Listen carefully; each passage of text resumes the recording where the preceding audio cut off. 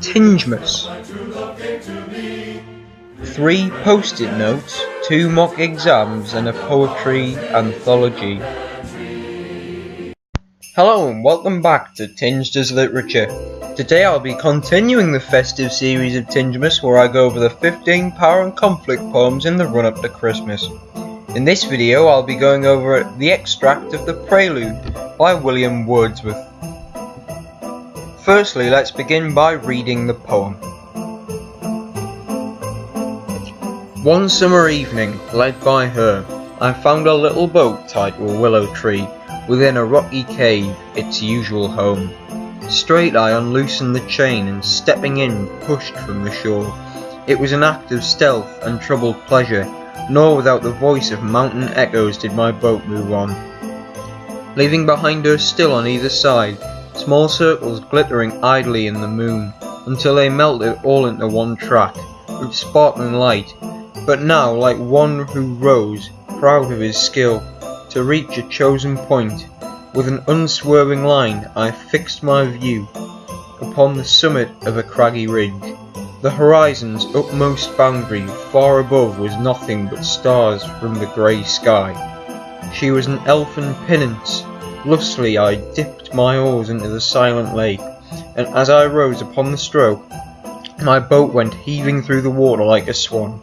When, from behind that craggy steep, till when I stood the horizon bound, a huge peak, black and huge, as if it with voluntary power and instinct, upspread its head, I stood and struck again, and growing still in the stature, the grim shape towered up between me and the stars, and still, for so it seemed, with a purpose of its own, and measured motion like living things, strode after me, with trembling oars I turned, and through the silent water stole my way, back to the covert of the willow tree.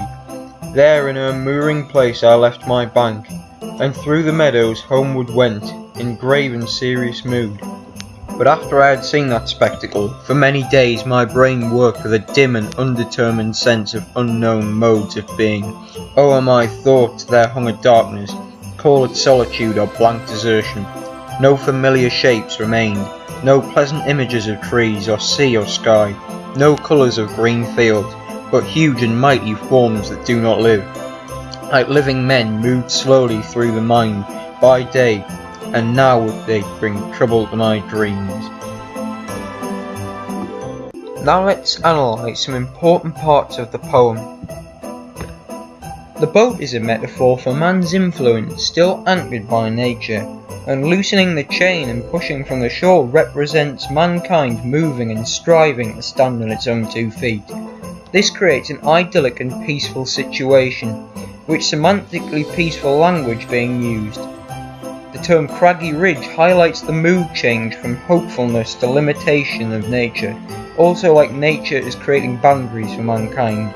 The term elfin pinnace translates as fairy boat, and is a metaphor for the now heated mood of the poet, alongside elves being a symbol of lust. Like a swan is a simile that reminds the reader that anything man produces is merely an imitation of a product of nature.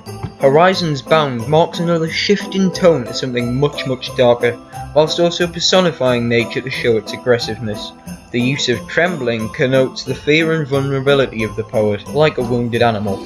The connotations of meadows as peaceful and joyful, which directly juxtaposes the grave and serious mood. And the darkness hanging over him represents the change to a darker mood, and carries a much more sinister tone, which reflects the conflict between peace and harshness between the poet and nature. Now let's take a look at the theme of the poem. Well, the prelude is quite hard to relate to power and conflict.